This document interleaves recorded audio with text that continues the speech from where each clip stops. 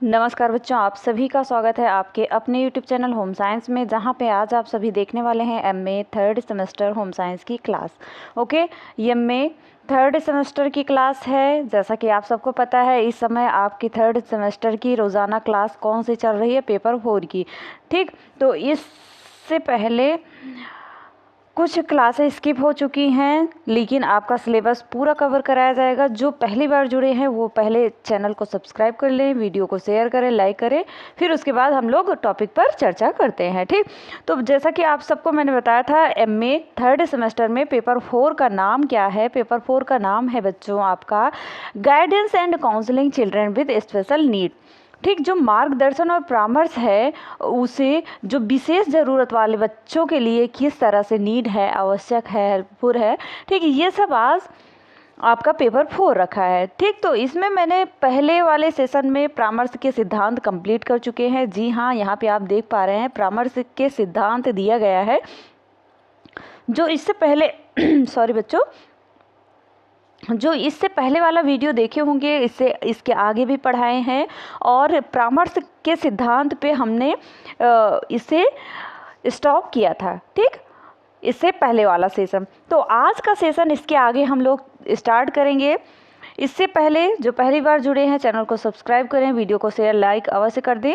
फिलहाल बोल देते हैं, कुछ बच्चे पहली बार देख रहे होंगे। परामर्श के सिद्धांत बहुत इंपॉर्टेंट है, वेरी इंपॉर्टेंट है, ये जरूर पूछा जाएगा। परामर्श के सिद्धांत, ठीक, याद कर लेना। ओके, परामर्श के सिद्धांत पहला, आत्मज्ञान का सिद्धांत। आत्मज्ञान का सिद्धांत क्या होता है? आत्मज्ञान का सिद्धांत, ठीक, ये आपसे पूछा जा सकता है। ठीक, व्यक्ति के सम्मान का सिद्धांत क्या है? व्यक्ति के सम्मान का सिद्धांत, मान लो किसी व्यक्ति के सम्मान के हित में आप किसी से परामर्श ले रहे हैं, तो ये व्यक्ति के सम्मान का सिद्धांत ही होगा। परस्पर सहयोग का सिद्धांत है ना, सहयोग का सिद्धांत देना, आत्म स्वीकृति का सिद्धांत, आत्मनिर्देशन का सिद्धांत, उसके बाद सामाजिक समायोजन का सिद्धांत। ये 6 सिद्धांत थे जो हम कल बताए थे। ठीक, और आज है आपका घटक।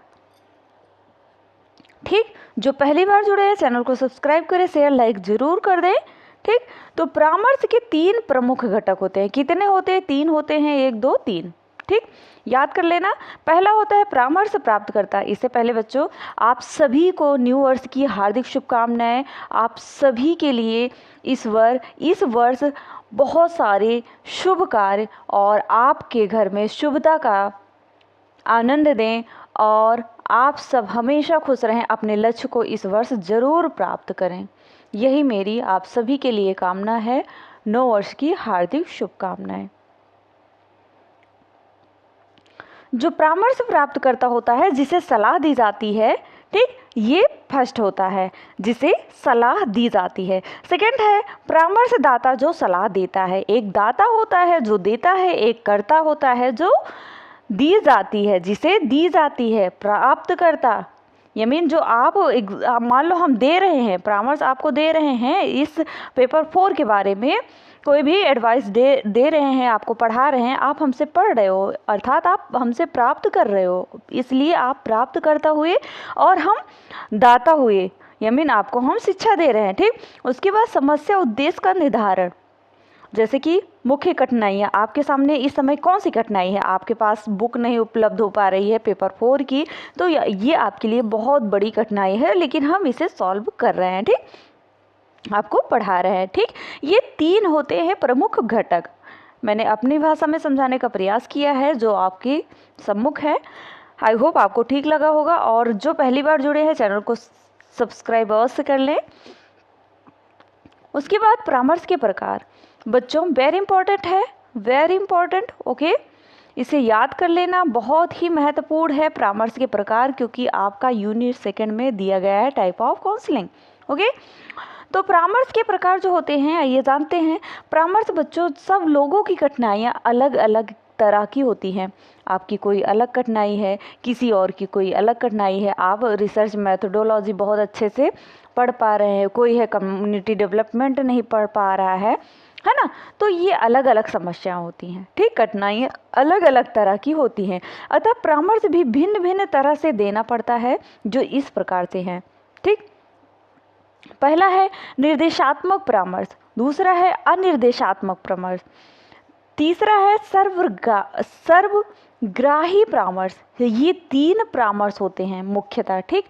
याद कर लेना, ये इसमें से एक पूछा जा सकता है अनिर्देशात्मक परामर्श कौन सा क्या है, तो आपको एक्सप्लेन करना होगा, ठीक। तो आइए जानते हैं। निर्देशात्मक परामर्श जो होता है बच्चों, ये परामर्श दाता केंद्रित होता है, यमीन देता है, दाता केंद्रित होता है। अभी मैंने घटक के बारे में बताया ना, दाता केंद्रित होता है क्योंकि इसमें जो परामर्श दाता होता है को अधिक महत्व दिया जाता है, और परामर्श में परामर्शदाता परामर्श प्रार्थी का पूर्ण रूप से मार्गदर्शन करता है, ठीक। अनिर्देशात्मक परामर्श। अनिर्देशात्मक परामर्श में परामर्श प्रार्थी अधिक सक्रिय रहता है। परामर्श प्रार्थी को अपनी भावनाएं अभिव्यक्त करने की पूर्ण स्वतंत्रता होती है। सर्वग्राही परामर्श जो होता है निर्देशात्मक और अनिर्देशात्मक का समन्वय रूप है। इसमें न तो परामर्शदाता और न ही परामर्श प्रार्थी को प्रमुख स्थान दिया जाता है, बल्कि बीच का मार्ग अपनाया जाता है।